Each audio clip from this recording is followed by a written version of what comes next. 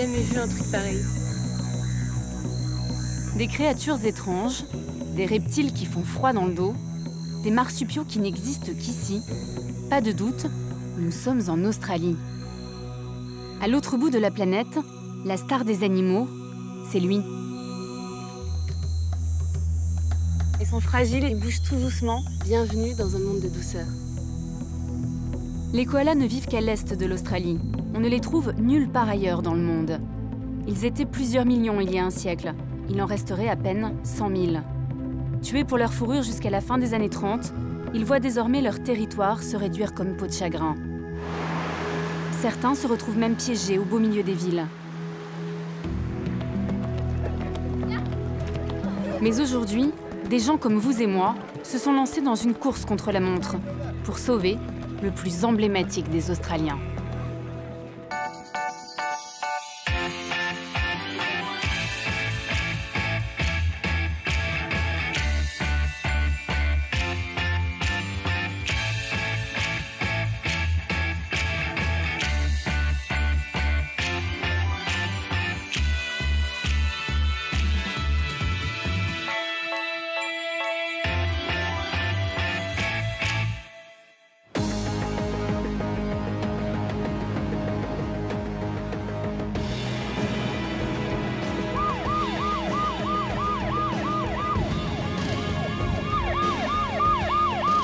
Il est 22h, on vient de nous prévenir qu'il y a un koala en difficulté à quelques kilomètres d'ici. Dans cette région de Brisbane, il y a très souvent des koalas blessés par des voitures ou mordus par des chiens et malades à cause de cette proximité avec les hommes. Aujourd'hui, la situation est tellement critique pour les koalas que la mairie a mis en place un système d'ambulance pour venir en aide aux animaux en détresse. 3000 koalas vivent dans cette zone urbaine. Chaque nuit ou presque, il y a une victime. Cette fois-ci, c'est un habitant de ce quartier résidentiel qui a donné l'alerte. Nous cherchons le numéro 5 ? Oui. C'est un peu stressant parce qu'on ne sait pas dans quel état on va retrouver le koala. On ne sait pas s'il est encore vivant. Oui, c'est là. C'est là.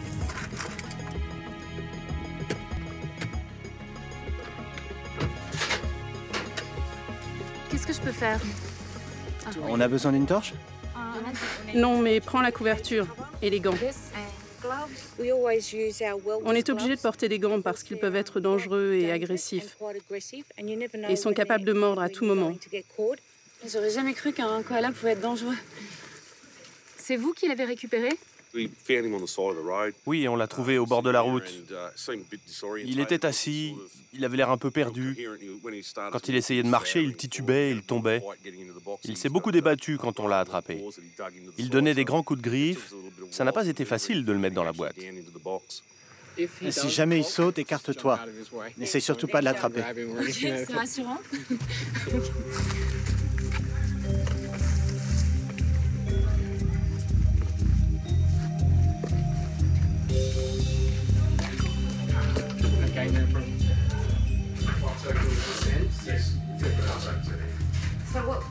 On va y aller doucement.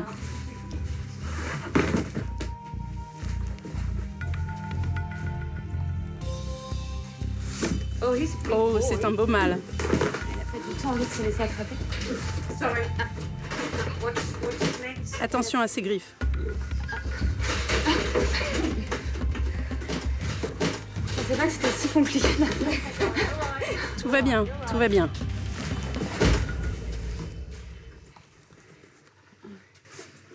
Il est gros quand même. Il a les yeux complètement rouges. Je sais pas s'il voit grand-chose encore. Il doit rien comprendre là, le pauvre. Là, on va le plonger dans l'obscurité pour qu'il soit plus calme pendant le trajet. Ah oui. Ah oui, il est lourd. D'accord. Grand garçon, quoi. Big boy. Oh, Vous voulez lui donner un nom? Lokia. Lokia? Yeah. Lokia. Thank you very much. Thank you. Thank you. Merci d'avoir appelé.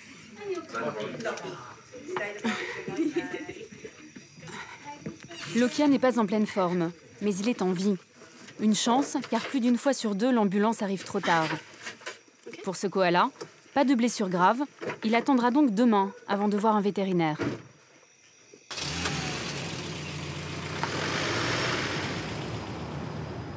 Les koalas sont des animaux nocturnes, donc ils sont actifs la nuit, la journée ils dorment. Et toutes les interventions de sauvetage ont lieu évidemment pendant la nuit. Et je suis très admirative de David et Stéphanie parce qu'ils sont volontaires. Ils font ça de façon totalement bénévole. Et tous les deux depuis 4 ans d'ailleurs. Je travaille la journée dans un supermarché. Parfois, on patrouille jusqu'à 3 ou 4 heures du matin. Après, je me repose un peu et je retourne au boulot. Ça doit être dur. Pourquoi tu fais tout ça? En fait, je trouve que c'est vraiment dingue d'avoir des koalas sauvages dans son jardin. Redland est l'une des dernières villes où on peut encore en voir. Ça serait quand même dommage qu'un jour, on n'en trouve plus que dans les zoos. Chaque fois que mon téléphone sonne, chaque fois qu'on nous appelle pour un sauvetage, j'ai toujours l'angoisse que ce soit pour aller sauver le tout dernier koala.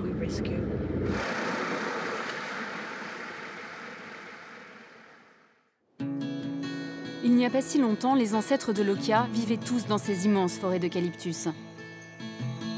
Les koalas vivent dans ces arbres, qui leur servent à la fois de garde-manger et de refuge. Chacun son arbre. Ils mènent une vie solitaire et ne se retrouvent que pour l'accouplement. Le koala n'est pas un singe, c'est un marsupial, un mammifère dont les femelles possèdent une poche ventrale. Le petit tète et grandit en sécurité dans cette poche jusqu'à l'âge de 6 mois.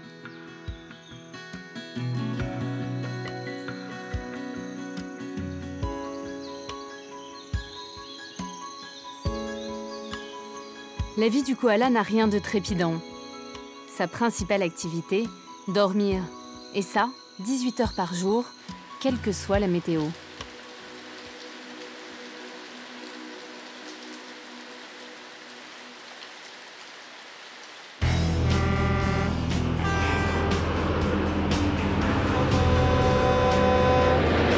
Mais les koalas ont de nouveaux voisins, plutôt envahissants.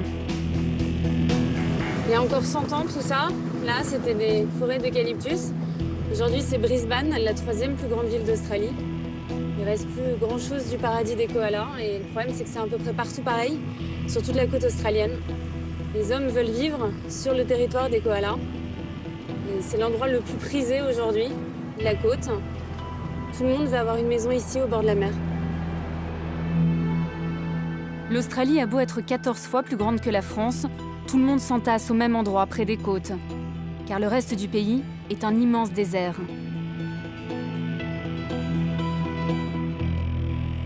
Ici, chaque année, les promoteurs gagnent du terrain. Les koalas se retrouvent cernés par les hommes.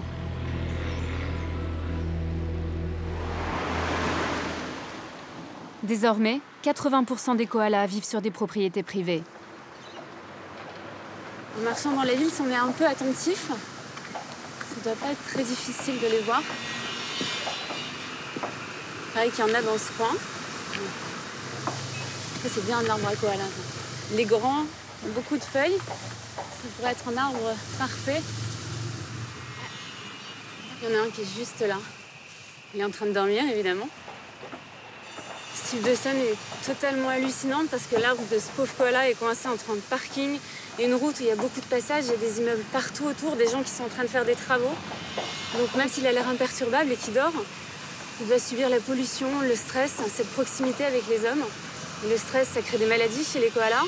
Dès qu'il décidera de descendre pour aller dans un autre arbre, il a une chance sur 2 de se faire écraser par une voiture, de se faire mordre par un chien. C'est pas un squatter, il était là avant. C'est toutes les maisons qui se sont installées autour de son territoire. Si rien ne change, on estime que d'ici 5 à 10 ans, les koalas urbains auront disparu. Il me fait penser à un ours polaire sur sa banquise qui essaye de résister sur son petit bout de terre. Et lui, il va tenir combien de temps ?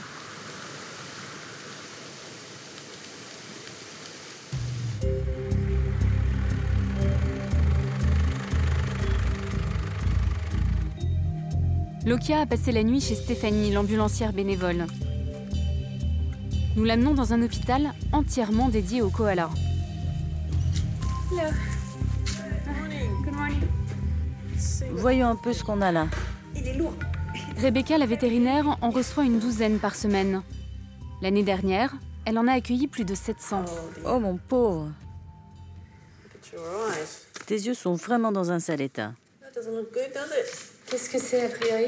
C'est une conjonctivite, une chlamydia. Ça s'est dégradé depuis hier parce que hier soir, il n'avait pas du pus comme ça autour des yeux. Il avait simplement les yeux rouges.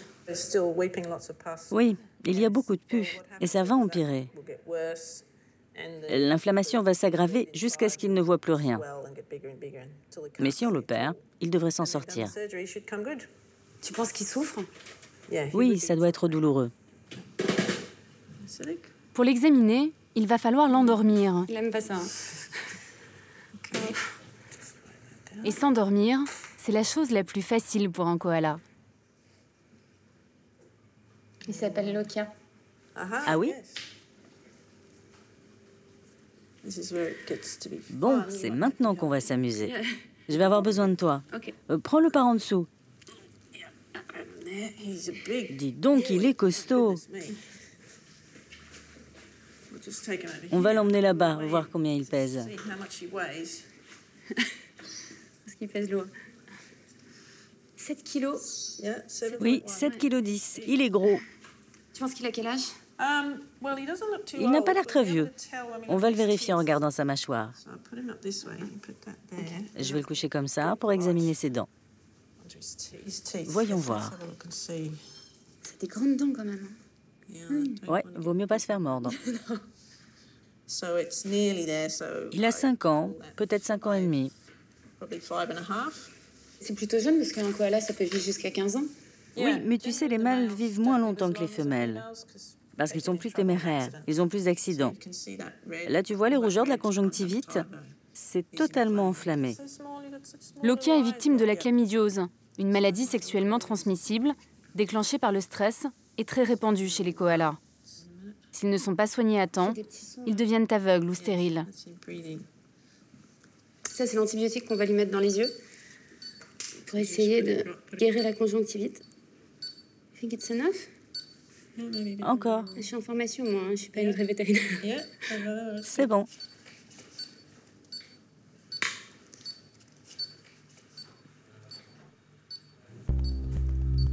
Elle a mis un drap sur les koalas, mais là, il y a 2 koalas qui sont morts, qui ont été heurtés par des voitures. Donc, d'un côté, il y a Lokia qui va s'en sortir, et puis les 2 autres, voilà. 2 koalas de moins dans la nature.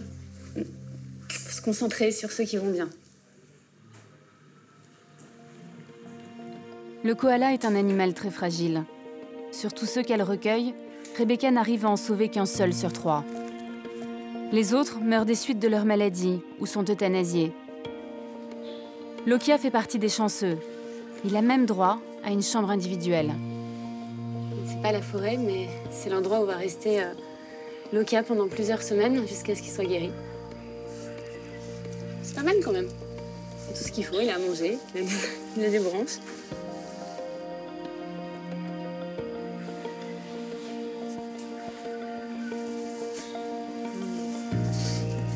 Chez Rebecca, il y a aujourd'hui 15 autres patients en convalescence, blessés ou malades.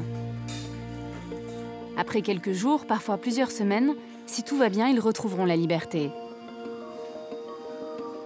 Malgré tous ces efforts, la population de koalas continue de chuter, car d'autres dangers menacent cette espèce.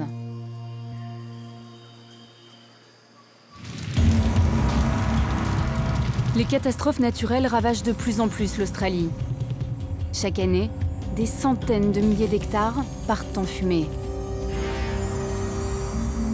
D'autres régions sont totalement inondées. Parmi les victimes, des hommes et beaucoup d'animaux qui appartiennent à des espèces uniques au monde. Direction les territoires du Nord. J'ai rendez-vous avec un homme qui s'est mis en tête de sauver cette faune extraordinaire. Chris Darwin semble sorti d'une autre époque. C'est l'arrière-petit-fils du célèbre naturaliste Charles Darwin, l'auteur de la théorie de l'évolution. Regardez, là c'est un dendre cygne. Si on écoute, on l'entend siffler. Comme son ancêtre, Chris est fasciné par cette nature. L'Australie est une île, et elle n'a pas connu de période glaciaire. Elle n'a jamais été submergée par les eaux. La biodiversité est donc très riche. Les animaux et les plantes ont évolué de façon unique. À tel point qu'on ne trouve la plupart de ces oiseaux nulle part ailleurs dans le monde. Il y a tellement d'espèces différentes en Australie que c'est impossible de toutes les connaître. Oui, c'est vrai. C'est incroyable. Les scientifiques ici ne se spécialisent pas seulement dans une espèce, mais aussi dans une région. En Australie, on continue de découvrir de nouvelles espèces totalement inconnues. Votre arrière-arrière-grand-père est venu ici il y a 175 ans. Qu'est-ce qui l'a frappé le plus? Quand il est arrivé en Australie, une question l'obsédait. Une question effrayante pour l'époque. Dieu a-t-il créé les animaux et les plantes, ou bien s'agit-il de l'œuvre d'une autre force? Par exemple, le koala est un marsupial totalement différent de ce qu'il avait vu auparavant. Pourquoi Dieu aurait-il créé les marsupiaux en Australie et des mammifères sans poche en France? Pour lui, ça n'avait pas de sens. Il a donc élaboré une théorie, et c'est celle de l'évolution. Charles Darwin a bouleversé la vision que l'on avait du monde. Ce n'est pas Dieu qui a créé les animaux, mais la nature elle-même. Selon sa théorie, depuis l'apparition de la vie sur Terre, toutes les espèces évoluent, et ce depuis 4 milliards d'années. Leur couleur, leur forme, leur mode de vie, tout est lié à l'environnement dans lequel elles vivent. Les mieux adaptés survivent, les autres disparaissent. C'est ce que l'on appelle l'évolution par la sélection naturelle. Mais Darwin n'est pas le seul à s'être intéressé à l'origine des animaux. Le peuple le plus ancien d'Australie, les aborigènes, l'a fait bien avant lui. C'est fascinant. Dans cette région de l'Australie, il y a des centaines de peintures rupestres comme celle-là, et certaines datent de 40 000 ans. Oui, c'est magnifique, n'est-ce pas? C'est l'histoire de l'homme que l'on voit là en haut. Après avoir commis un inceste avec sa sœur, il fut transformé en crocodile. Et c'est comme ça, d'après les aborigènes, que le crocodile a été créé. Donc là, c'est tout le contraire de la théorie de l'évolution de Charles Darwin. Ah oui, totalement. C'est assez fréquent dans les peintures rupestres de voir des animaux. À l'époque, à quoi ressemblait la faune australienne au moment des tout premiers aborigènes? La faune était complètement différente il y a 20 ou 40 000 ans. Les animaux ressemblaient un peu à ceux qu'on trouve en Afrique. Il y avait des procoptodons, des kangourous géants avec une tête plate. Tout un tas d'herbivores impressionnants vivaient ici. Mais aussi des grands prédateurs tels que le lion marsupial, une sorte de félin immense. C'était complètement différent. Tous ces grands animaux auraient disparu principalement à cause de la chasse. Il y a 25 ans, Chris Darwin a choisi de consacrer sa vie à la protection de la nature. C'est comme ça qu'on fait le thé dans le bush. Il a quitté une carrière dans la pub pour suivre les traces de son aïeul. Ah, c'est lui. Oui, c'est lui. Et là, c'est sa femme. Faites-moi voir. Vous lui ressemblez pas beaucoup quand même. Peut-être les yeux. Ses favoris à lui sont plus longs. À votre avis, qu'est-ce que Charles Darwin penserait s'il revenait aujourd'hui en Australie? Si on le téléportait dans notre époque, que penserait Charles Darwin? Je pense qu'il s'évanouirait. Il serait sans doute très choqué, attristé de voir comment on détruit la planète. Vous savez, il a écrit sur la forêt amazonienne, en disant qu'elle était indestructible parce qu'elle repoussait plus vite qu'on ne la coupait.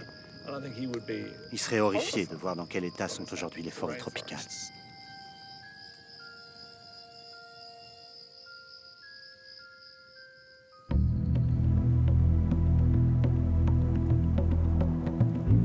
Pour protéger les terres australiennes, Chris a décidé d'en acheter. Grâce à son héritage, il a déjà financé une réserve de 68 000 hectares, 6 fois la surface de Paris. C'est un paysage lunaire ici. Oui, tout a l'air désert. Mais en fait, il y a beaucoup d'espèces ici. Des insectes, des reptiles, des rock wallabies. Je suis sûr qu'ils sont en train de nous observer.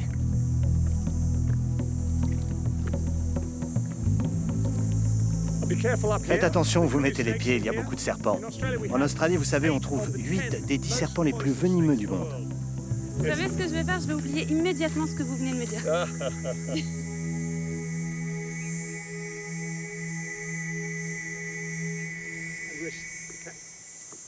Thanks. Olivia, venez ici, vous allez adorer cette vue. C'est splendide, Olivia. On peut regarder partout autour de nous. Il n'y a pas une seule trace de vie humaine. Rien. Moi qui suis né à Londres, je dois me pincer pour y croire. Voilà pourquoi j'adore travailler en Australie. Il y a tellement d'endroits à protéger et à sauver. C'est fantastique. C'est magique. C'est à couper le souffle. Ça tombe bien, j'en ai plus.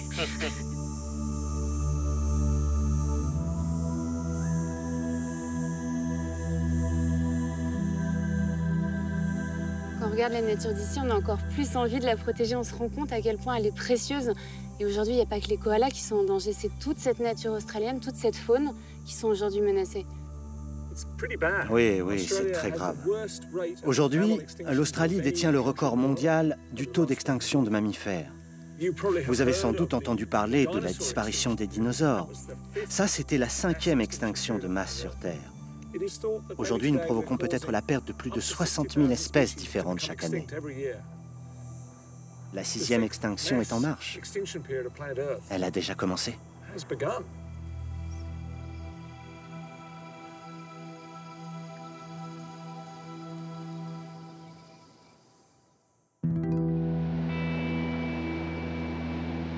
Nous n'avons jamais autant modifié notre environnement.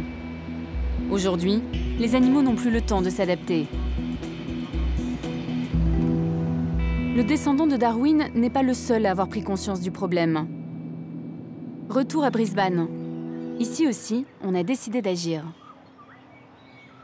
Aujourd'hui, des centaines d'Australiens se mobilisent pour tenter de sauver la mascotte de leur pays. Et parmi eux, il y a ceux qu'on appelle les carers. Ce ne sont ni des vétérinaires ni des scientifiques, mais simplement des bénévoles qui acceptent d'accueillir chez eux des koalas orphelins et de les élever jusqu'à ce qu'ils soient en âge d'être relâchés. La plupart du temps, les animaux orphelins ont été trouvés sur le bord de la route ou près de ces maisons, comme ici chez Hélène.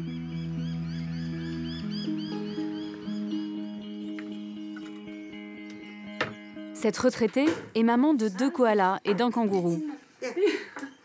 C'est tout petit, on a l'impression de jouer à la dinette. Attention, si on les nourrit trop, ils vomissent. Et la nourriture peut aller dans les poumons. On doit donc être très précis. Sans elles, ils ne pourraient pas survivre. Dans les premiers mois, ces marsupiaux ont besoin d'une attention permanente. Les refuges pour animaux sauvages manquent de bras. Ces bénévoles sont donc vite devenus indispensables.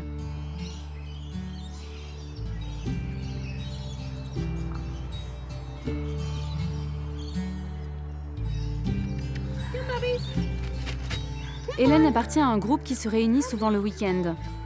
Tous ont suivi une formation pour s'occuper de ces orphelins. Dans cette crèche peu banale, chacun prend sa mission très à cœur. Oh là là. Ah, il est tout petit, lui. On dirait vraiment qu'il vient de naître. Il a quel âge? À peu près 4 mois. Mais c'est facile de s'occuper d'un animal si jeune. C'est fatigant, il faut le nourrir 6 fois par jour. Je l'emmène avec moi au travail, je lui donne son biberon quand je fais une pause et pendant l'heure du déjeuner. Et après, je le nourris à nouveau à 1h du matin et encore une fois à 5h du matin. En gros, c'est toutes les 4 heures. C'est quoi ton métier? Je travaille sur ordinateur et je réponds au téléphone. À votre bureau, ils disent quoi? Mon patron le prend plutôt bien. J'imagine que toi, certains de tes copains te disent « Fais des trucs de mec, arrête de jouer les nounous avec tes animaux. » Non, j'en parle pas beaucoup avec eux. Peu importe ce qu'ils pensent. Moi, j'aime bien m'occuper des animaux, c'est tout.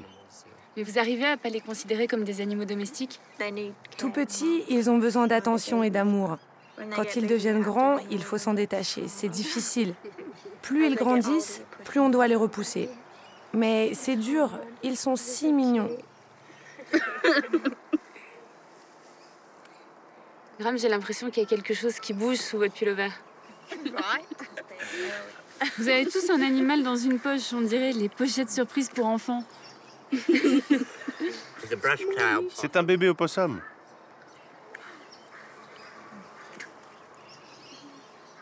Il pèse 70 grammes. Il a 3 semaines. Il va encore grandir un petit bout de temps. C'est un bonheur de m'occuper d'eux. Ça fait 30, 40 ans peut-être. Faut que je le remette à l'intérieur, ça se refroidit vite à cette heure-ci.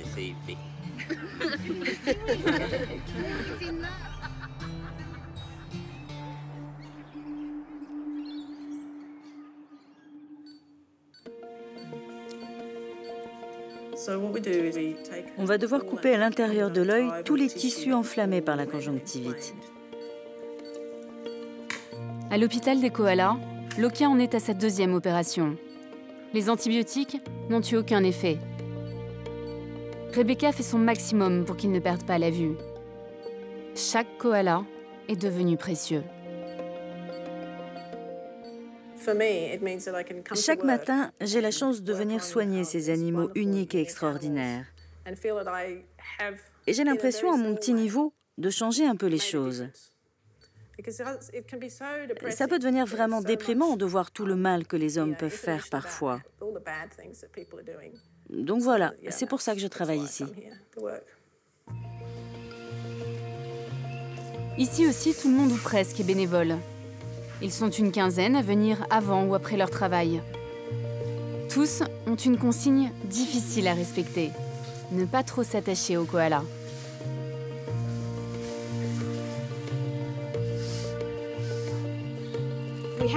Il faut faire attention. Ce sont des animaux sauvages. Le but, c'est qu'ils retournent dans la nature. Donc, il ne faut pas créer de lien avec eux. Mais c'est dur parce que c'est tentant, on a envie de les prendre dans les bras. Quand vous vous occupez de koalas, que vous nettoyez leurs yeux, qu'enfin ils vont mieux et que vous les relâchez, vous êtes la plus heureuse du monde. C'est une victoire et vous avez contribué à ça. Je pourrais payer pour travailler ici.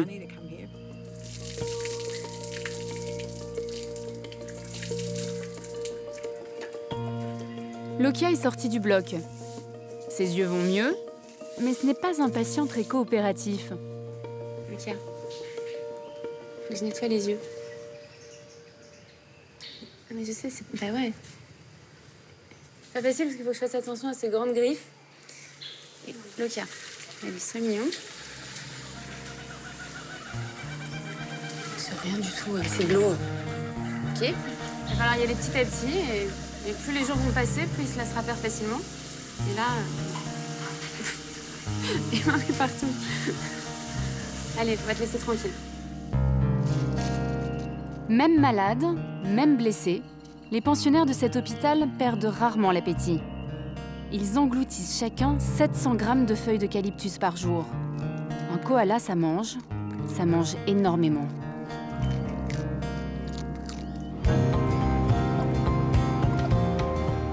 Alors il faut aller faire les courses plusieurs fois par semaine.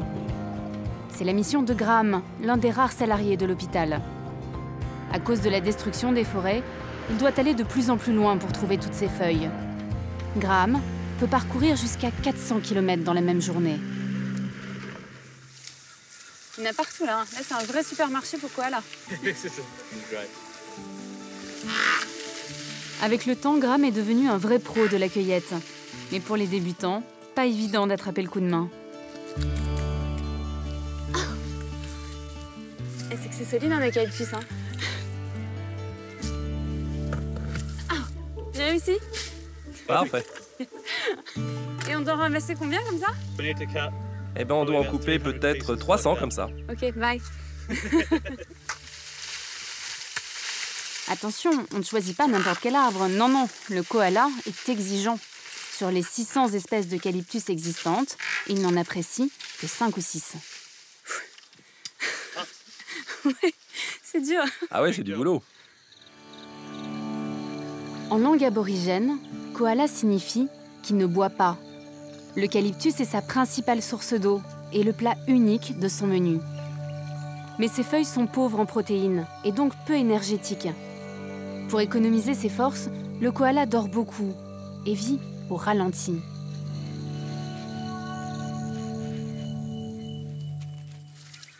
L'odeur est très agréable. Tiens, essaye. Ah, mais ils sentent exactement ça, les koalas, en fait. Oui, ça sent très bon. Et si j'ai envie de me mettre dans la peau d'un koala et que je mange ça, qu'est-ce qui se passe? Qu'est-ce qui va m'arriver? Si tu en manges beaucoup, tu seras sûrement malade car c'est très toxique. Mais pas pour les koalas. Ils ont un système digestif très complexe et efficace pour digérer tout ça. Tiens, on va la d'autre. Si on se donne autant de mal, c'est que les koalas sont de fins gourmets. Par exemple, sur une feuille comme celle-là, ils vont manger que les feuilles jaunes, les jeunes pousses sont les plus nutritives. Et puis ils mangent que des feuilles fraîches. C'est impossible de stocker des branches pendant plusieurs semaines. Il faut venir ici tous les 2 jours. Ce jour-là, nous avons cueilli 300 kilos d'eucalyptus, à peine de quoi tenir 48 heures.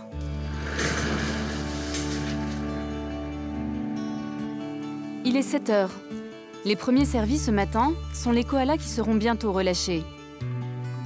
Dans cette cage, ils sont 2, en pleine forme. Alors on les bichonne, avant le grand départ. Ben voilà, maintenant, il va manger, puis il va dormir. Il va manger et encore dormir et encore dormir. C'est peut-être pour ça qu'ils sont si attachants. Ils sont fragiles, ils n'ont pas de force, ils bougent tout doucement et ils nous plongent dans un monde de douceur. Brody est une orpheline de 11 mois. Elle est arrivée il y a quelques semaines, en piteux état. Aujourd'hui, elle est parfaitement autonome. Une vraie victoire pour Rebecca.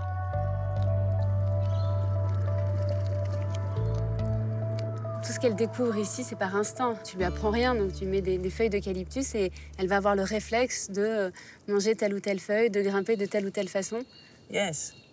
Oui, c'est fascinant. Ils savent naturellement quoi faire. Leur mère n'a pas besoin de leur apprendre grand-chose en réalité. Ils trouvent leur nourriture grâce à leur instinct. Brody va très bien maintenant. Elle est assez grande pour être relâchée.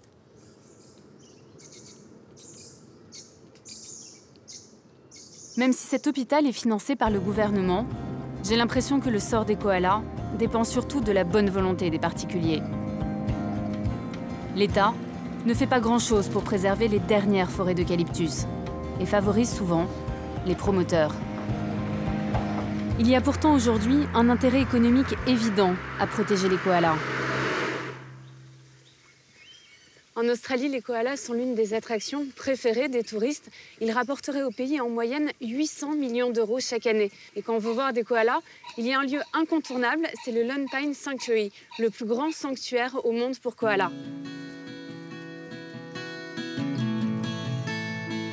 Au total, 150 koalas vivent ici, tous nés en captivité. Ils n'ont jamais connu les grandes forêts d'eucalyptus, seulement ce parc. Pour 10 €, les touristes peuvent se faire photographier avec la star de l'Australie.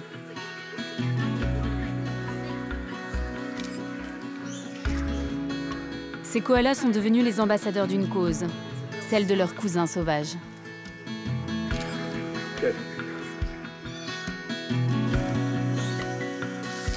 Karen Nilsson dirige l'équipe des soigneurs. Depuis 10 ans, elle veille à ce que ses protégés ne manquent de rien.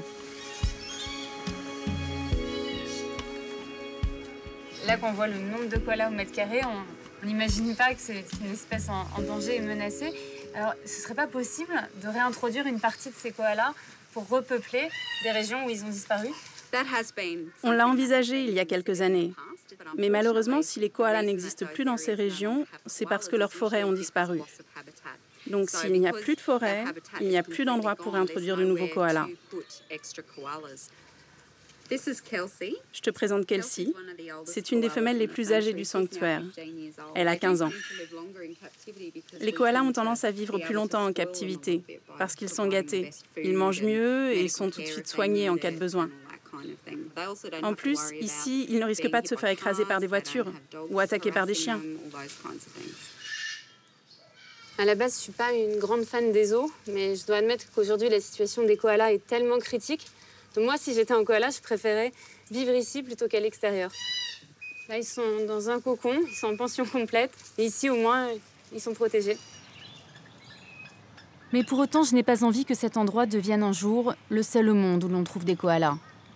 À la vitesse à laquelle leur population décline, si on ne fait rien, ils auront disparu dans moins de 20 ans.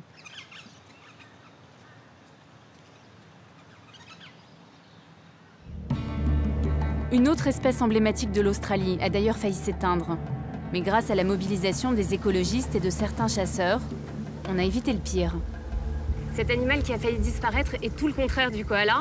Il a un physique effrayant, une très mauvaise réputation. On n'a pas très envie de lui faire un gros câlin. Et en général, les gens le préfèrent en sac à main ou en chaussures. Le sauver a été un véritable challenge. Mais en Australie, on a réussi. Et tant mieux, car c'est un animal extraordinaire et fascinant. Heureusement que je les aime, parce qu'autour de moi, il y en a des dizaines, juste là.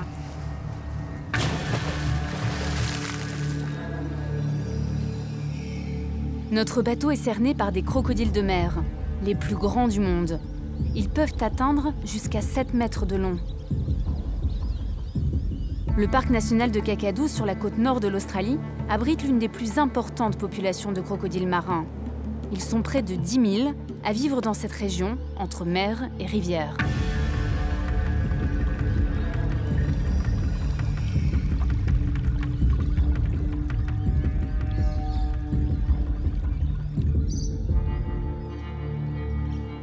Gary Lindner est l'un des rangers chargés de les surveiller et d'éviter les accidents avec les pêcheurs ou les touristes.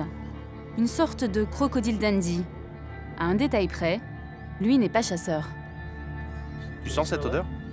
C'est quoi? C'est l'odeur du crocodile? Oui, ça sent fort. Une sorte de mélange de poisson et de musc. Il doit y en avoir un tout près. Il y en a un là, juste là. C'est lui qu'on sent en fait. Oui, c'est un beau morceau, hein. Il doit bien faire 4 mètres. Il y en a un autre là-bas, tu vois, sous les branches? Ah oui, il est caché, mais il se fond bien dans le décor quand même.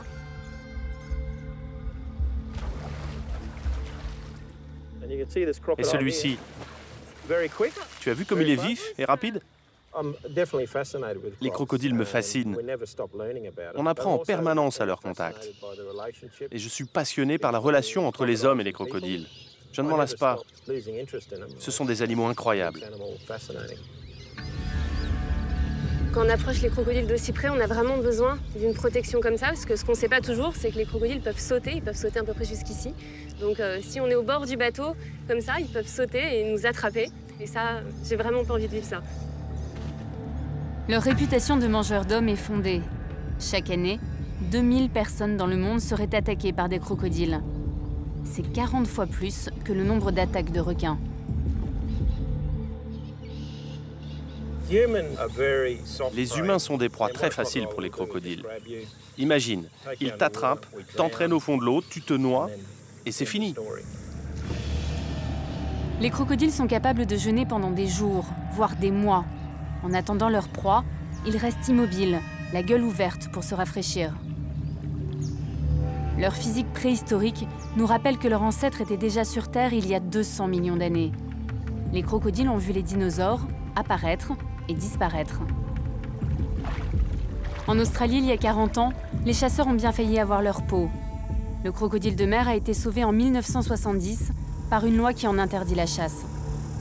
Mais résultat, depuis, ils n'ont plus peur de nous et c'est l'homme qu'il faut protéger. Hé les gars, ne mettez pas vos pieds dans l'eau. Oui, c'est ça. Restez plutôt sur la berge, en sécurité. Avec le temps, ces pêcheurs se sont habitués aux crocodiles. Ils pensent qu'ils ne risquent rien parce qu'ils n'ont jamais été attaqués. Mais un jour, le crocodile se dira « Tiens, aujourd'hui je vais manger ce pêcheur ». On peut vivre avec les crocodiles à condition d'avoir conscience du danger. Ils connaissent le risque qu'il y a à vivre avec nous, et nous devons apprendre à les connaître et à mieux les respecter. Il est énorme celui-là. Il nous regarde en plus. Il est peut-être en train de se dire qu'il mangerait bien une française. Je sais pas.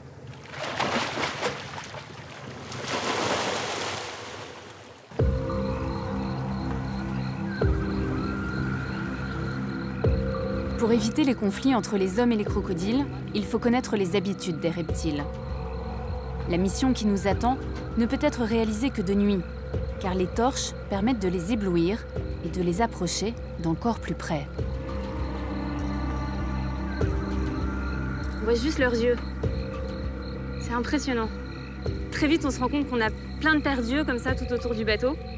Et la bonne nouvelle, c'est que maintenant, on va aller capturer un crocodile pour lui poser un émetteur. J'étais bien avec les koalas, je sais pas ce qui m'a pris de venir ici. Thank you. Gary a fait appel à Jonathan, un ranger aborigène qui connaît les crocodiles mieux que personne. Pour les capturer, il a recours à une technique traditionnelle, sans danger pour les animaux, mais très risquée pour nous.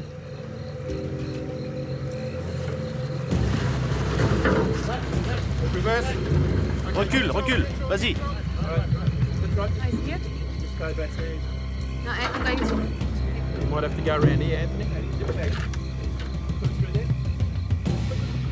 J'ai absolument pas le droit d'approcher parce que c'est extrêmement dangereux. Le crocodile que nous avons harponné mesure 4 mètres et pèse près de 300 kilos. Sa force peut faire chavirer le bateau. Et dans l'eau, il y a tous ses copains. Avant de l'attraper, il faut donc l'épuiser. Contrôle le mouvement. On va essayer de le soulever. Oh là là, j'ai vu.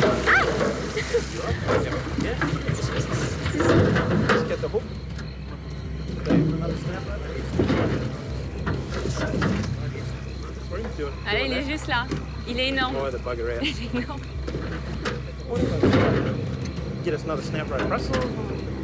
Yeah.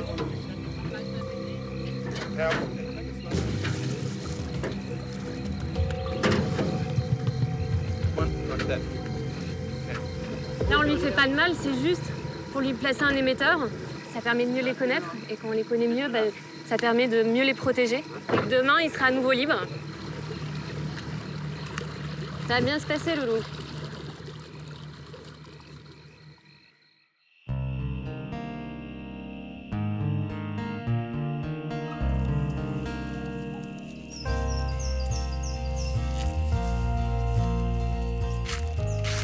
Voilà Rocky, c'est le nom que lui a donné Gary. Il a passé la nuit ici. Alors maintenant, on va lui mettre l'émetteur.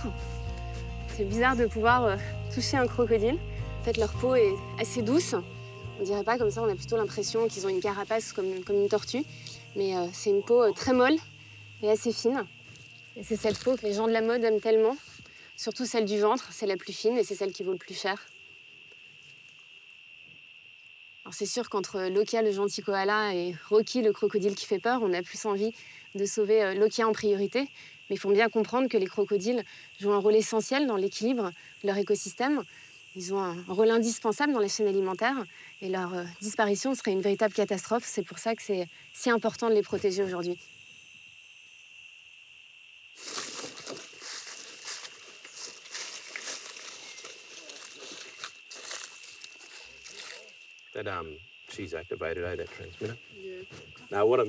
Donc là, je fais un petit massage au dragon. Tu penses qu'il aime qu'on le masse? Est-ce qu'il peut être sensible à ça? Oui, il aime. Ça le relaxe. Il ne se débat pas. Je pourrais lui faire ça toute la journée, je crois que ça lui plairait. Peut-être qu'on a du mal à s'attacher aussi aux reptiles parce qu'on a l'impression qu'ils ressentent rien, qu'ils n'ont pas d'émotion. Est-ce que c'est vrai? Tout ce que nous faisons en ce moment, il l'entend. Il le sent et le ressent. Donc il faut faire très attention. Nous lui avons injecté un tranquillisant. Il faut le traiter avec soin, comme n'importe quel autre animal. Ils reconnaissent les individus et sont capables d'être très tendres avec leurs petits. Je suis d'accord avec Gary. Nous ne les estimons pas assez parce qu'ils expriment leurs émotions d'une façon qui nous échappe. Ouais, mais je crois qu'ils ont un cerveau grand comme ça. Oui, certains hommes ont un cerveau de cette taille-là, mais lui, il est plus intelligent. J'ai plus de respect pour lui. Cet émetteur, résistant à l'eau, permettra de suivre les moindres déplacements de Rocky, dans un rayon de 100 km.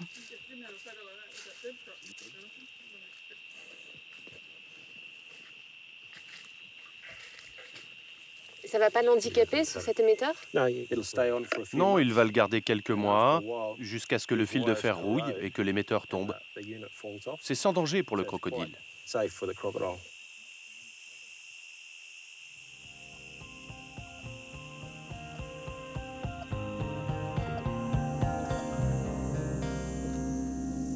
Donc là, il est totalement réveillé et petit à petit, on va enlever les cordes. Et il va falloir faire très attention parce que, évidemment, il risque d'être un peu rancunier.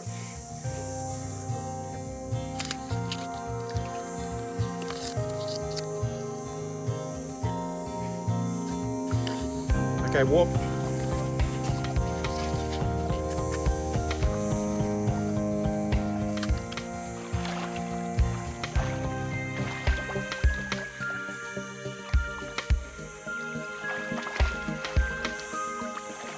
Si on a réussi à sauver les crocodiles, c'est mal aimé.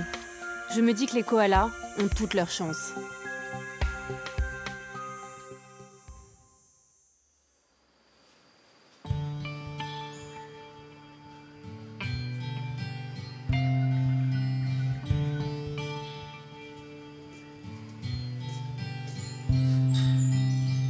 Ça fait 1 mois que Lokia est arrivé à l'hôpital. Son état s'améliore de jour en jour. Mais il est toujours aussi difficile à soigner. Allez, alors du médicament.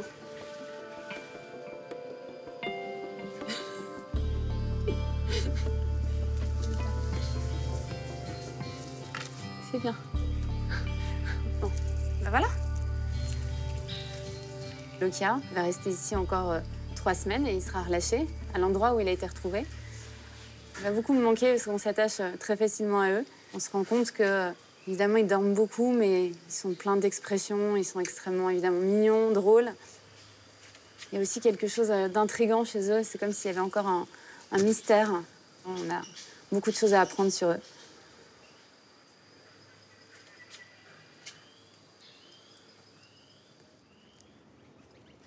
En attendant, l'heureux élu aujourd'hui, c'est Brody.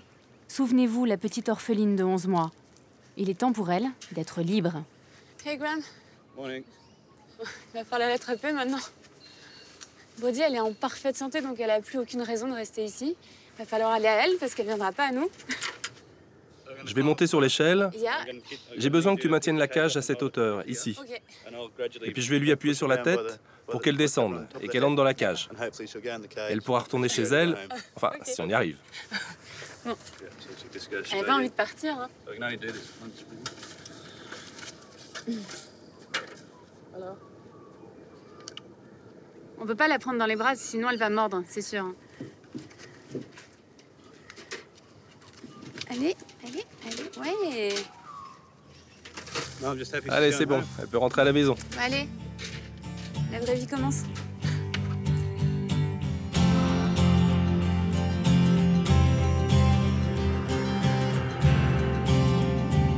Brody va être relâchée à une centaine de kilomètres de l'hôpital, à l'endroit précis où elle a été sauvée.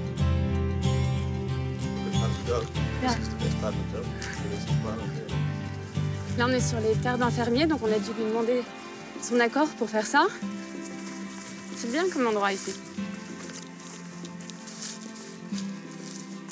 C'est le meilleur moment, ça.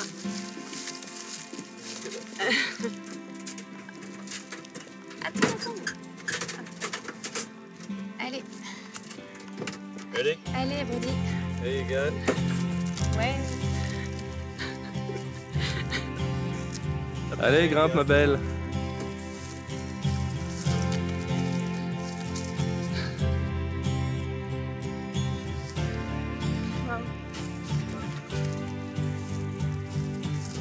Tu penses qu'elle va bien s'adapter ici? Ouais, j'en suis sûr.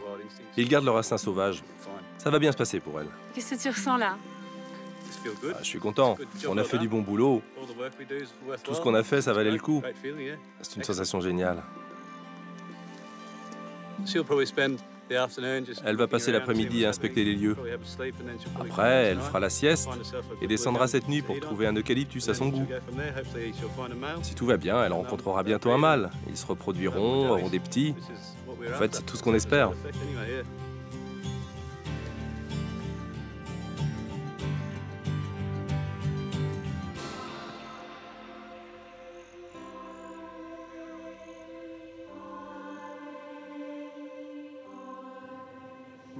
Mon arrière-arrière-grand-père, Charles Darwin, disait à la fin de sa vie qu'il avait adoré étudier la nature, mais qu'il avait un regret. Ne pas s'être battu pour protéger les animaux qui disparaissaient.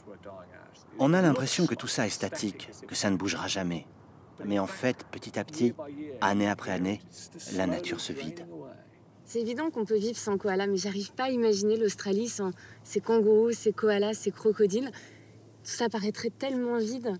Est-ce qu'aujourd'hui c'est trop tard ou est-ce qu'on peut encore sauver cette faune australienne? Oh, vous savez, l'Australie est un pays très riche.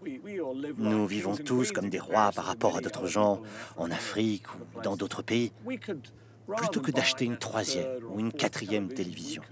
Nous pourrions investir un peu plus d'argent pour protéger notre faune sauvage. On se sentirait sûrement mieux.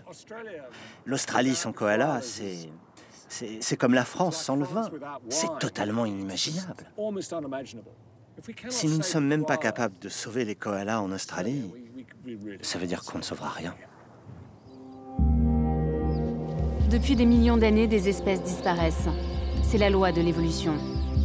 Mais à cause de l'activité humaine, le rythme des disparitions s'accélère de façon inquiétante. Alors si on ne veut pas voir s'envoler l'incroyable richesse de la vie sur Terre, il est peut-être temps de réagir.